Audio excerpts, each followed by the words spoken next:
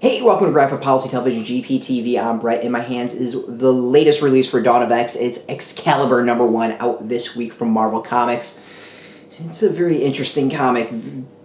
Yeah, it's an interesting comic. So it's written by Tini Howard, art by Arciniega. Erick Arciniega is the colorist, Cory Petit is the letterer, Tom Muller is the designer.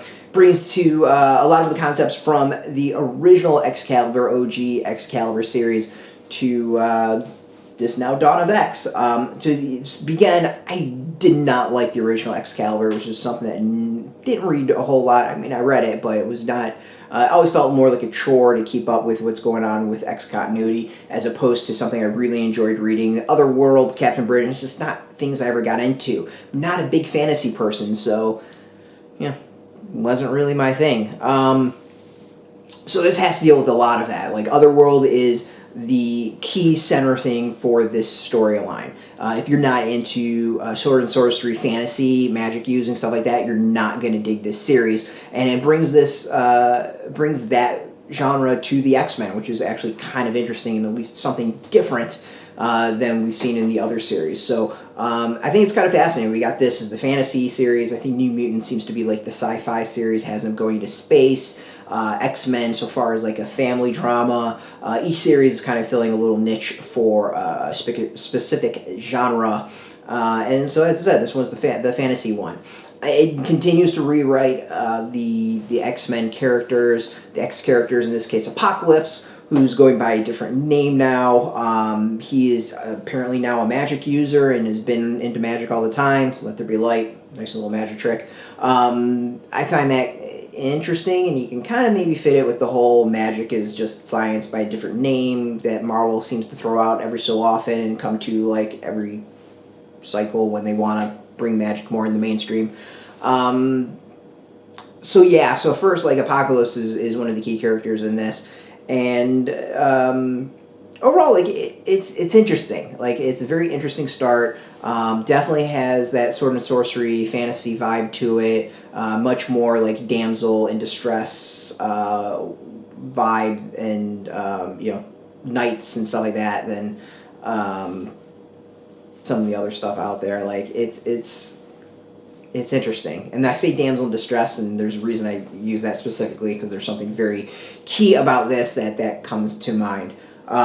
So yeah, like, this is one for the fantasy fans. And again, I'm not the biggest fantasy fan, so I'm already coming to this fairly biased. But it's different, so I'm going to give it some props on that. We open up with, as I said, some fantasy stuff. We got Morgan Le Fay, who is taking over Otherworld, or trying to defend it. The Krakoan flowers are messing things up for her, which is interesting. I mean, the art is pretty solid. I like it. It's got a very... It just reminds me of Excalibur stuff for some reason. Past Excalibur stuff. So overall, like, this is for, I think, the fantasy fans. There's some really interesting stuff in there.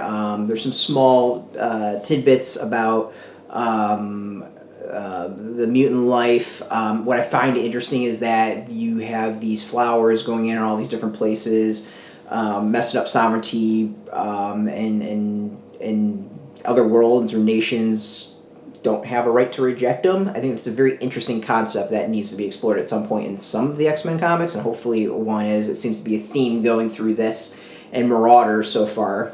But yeah, as I said, this is fantasy X-Men. It's X-Men. I wouldn't say meets Game of Thrones. That's not right, but it's X-Men meets like Excalibur. That's the name, Excalibur. So this is out in comic shops this week. You know, kind of hard for me to totally recommend it, just because it's just not my thing. But as a fantasy comic, I enjoyed it more than I like most fantasy stuff, so that's a good thing, and I'm kind of intrigued to see where it all goes from here. There's definitely some big stuff people will be buzzing about. I'm sure some sites will write about a half dozen articles about so-and-so has come back, so-and-so goes by a new name, so-and-so has changed. Alright, so that's my rambling for this. Let there be light. So this is out in comic shops now, this week. You can go get it. We got a link beneath this video where you can go put in your zip code, tell the shops near you, no shop, no problem. We do have some affiliate links there, so we get a small percentage of that. doing that, you help support our site, but really you should go support comic shops. Speaking of support, I want to thank Marvel for hooking us up with this review copy. We always appreciate it, and thank you for watching. Now, if you're into Marvel, if you're into X-Men, if you're into comics in general, check us out every single day at graphicpolicy.com. We're on Twitter, Facebook, YouTube, Tumblr, all at Graphic Policy, keeping it nice and consistent. So until next time, keep reading those comics and keep it geeky.